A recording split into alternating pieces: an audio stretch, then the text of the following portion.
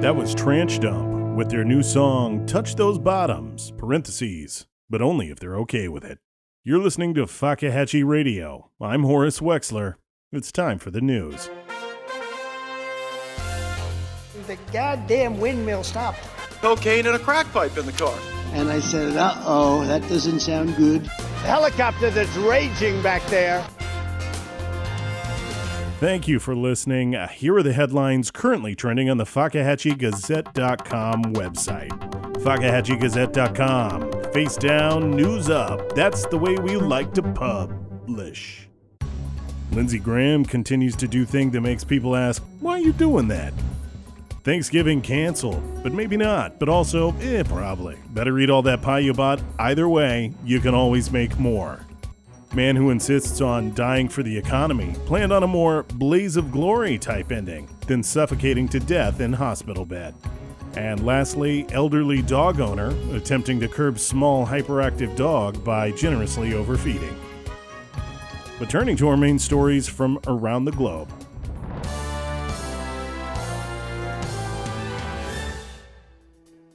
Our main story tonight, in the United States, citizens of Georgia are literally being crushed to death as the country dumps large amounts of political donations into the state in advance of January's Senate runoff election.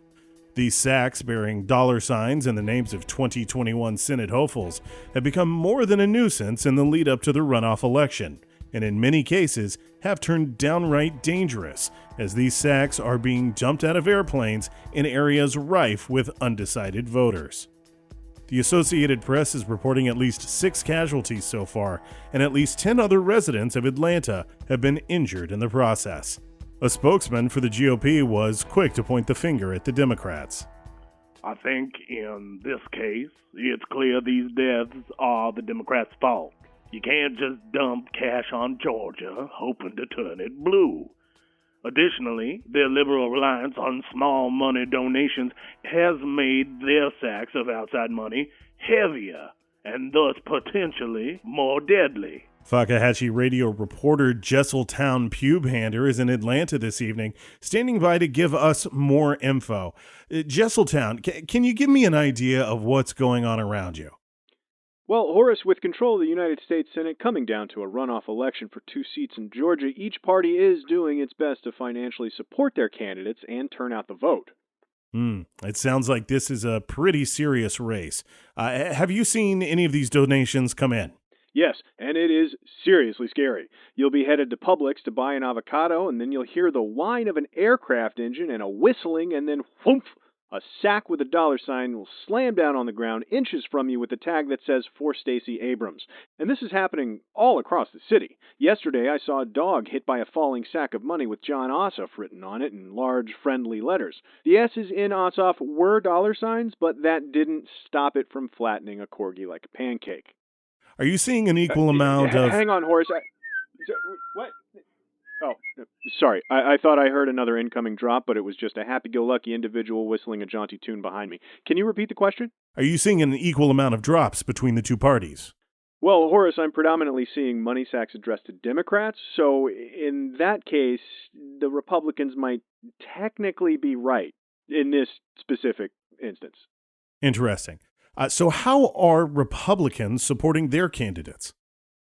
Well, they're not entirely blameless. While Democrats have been dumping money into the cities, Republican money has been absolutely flooding rural areas, drowning 7 and sweeping several children away in the rapids. It also ruined farmers' fields, and in one case, it completely totaled a 2012 Nissan Sentra that tried to drive through the flow of dark money. Jesseltown, is any of this money actually... Horace, hang on. I'm going to have to... Oh, God, look out!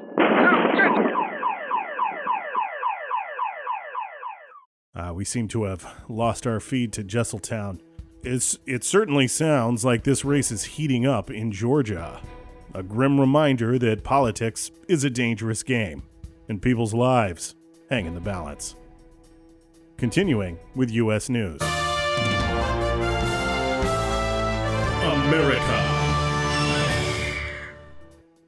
President Trump continues to contest the results of his Buzzfeed Quiz. The whole thing was nonsense, but it was a very unfair, and mostly it was unfair to my family. While the results are yet to be certified, the quiz taken November 3rd entitled Your Architectural Preferences Will Reveal Which Disney Princess You're Most Like by Davina M.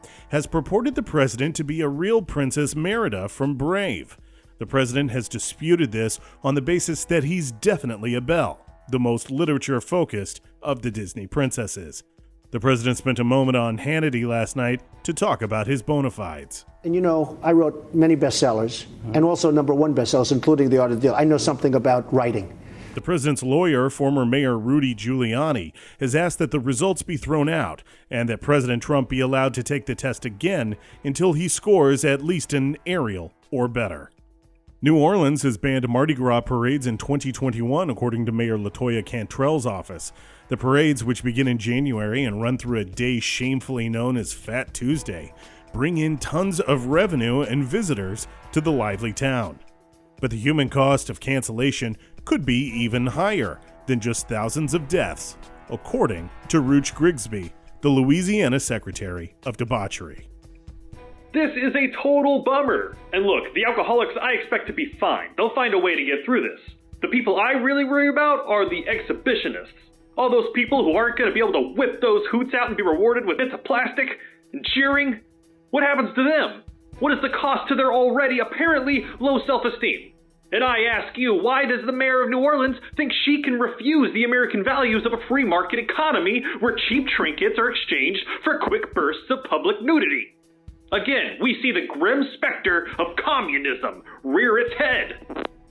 The state legislature is expected to vote on establishing a fund where residents of Louisiana can upload pictures of their honkers, and in some rare cases, their hog, and be mailed a beaded necklace in 4 to 6 weeks. And now, turning to local news. When news breaks, we're there. There's definitely excitement in the air here as Fakahatchee experiences what Beltway pundits refer to as election fever. The symptoms, a sense of civic pride and possibly numbness of the extremities. It will be many local residents' first foray into politics this Saturday as they gather to participate in the Hands on a Hard Desk 2020 for the mayor's seat. Even more residents are expected to spectate and/or attend the event, which has swelled from a small civic-focused event into a full-blown carnival with funnel cakes, gator on a stick, a midway, and several carnival rides with sharp metal edges that haven't yet claimed a life. Local favorite South Florida's Golden Boy and acquitted musician Mikey Dusoleil is rumored to make an appearance as well. We went on the spot to talk to some residents about what they hoped for. Yeah, I'll probably show up early and ride a few rides, but I'll be throwing my hand onto the mayor's desk when the election starts. I've got big hands, so I can cover more space, so I'm feeling pretty good about my chances. And what would be your first move if you became mayor? Tax breaks for companies that give enemas. Oh, do you own an enema company? Nope, I just think it's unfair for them to be taxed. It's been really tough these last few months. The blood rain, all those rioting mommies. I mean, I got tickets to Alleyway Steve Presents the Leg, which was a pretty great little show. But then the next week, we lost my grandma in the swamp, and I'm thinking the Fakahatchee lobsterman got her. So this is a nice chance to cut loose and watch democracy play out. Maybe eat a fried lobster. God, remember when all the lobster in this town was being stolen? What a ride. I hope that guy rots in jail and gets shivved by some big guy named Bud. Not so interested in the democratic process, as I think Mayor Vamanos is still alive, and at some point, he'll come back and reclaim his desk. I guess what I'm really excited for about this election is the rides. I heard the Eliminator's coming back. I thought they had banned it, but apparently it's legal in Florida, even after it shot that kid through a building and across the highway. I'm bringing a change of pants and everything. So you think the previous mayor is still alive? Sure do. Could have been a fake mayor that he tricked the killer whale into eating to throw him off his tracks. And who's them? You're the news, you tell me who them is. Right. As you can hear, spirits are high, and a lot of folks are thinking this is their shot to play a role in the democratic process. Fakahatchee Radio is, of course, the destination for all of your 2020 Fakahatchee election coverage. I'll be featuring profiles of all the candidates we're aware of who will be putting their hand in the race. That'll be candidates who have already signed up. I'm sure as we get closer, we'll see a few late sign-up surprises play out. We'll be talking to some of them tonight on my show Night Drive at 12:55 a.m. I do hope you'll join me. Until then, I'm Horace Wexler. Fakahatchee Radio. Still American for now. Hey, this is Horace Wexler. I'm going to take a moment to talk to you man to man about personal grooming. You know, down there. And I'm not talking about where Australians live. 2 out of 20 men suffer from a condition known as testicular baldness, a medical condition that can result in embarrassment and low self-esteem about those smooth, shiny man marbles. Well, Testicular Hair is a new topical cream from the makers of Rigid Shaft Male Enhancement Lollipops. Just rub the Testicular Hair cream on twice daily, once in the morning and then once again right before you go to bed. The magic of science will make those daddy dollops a hair nest in just 3 months guaranteed. They're so sure it works, they want to give you the first month free. Now you can live it up in the communal showers, the sauna, or the apartment complex hot tub with the soft downy rat's nest of pubes you've always dreamt of.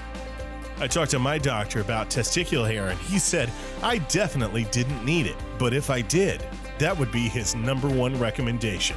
Now that's saying something. You don't have to be embarrassed any longer. Order Testicular Hair today.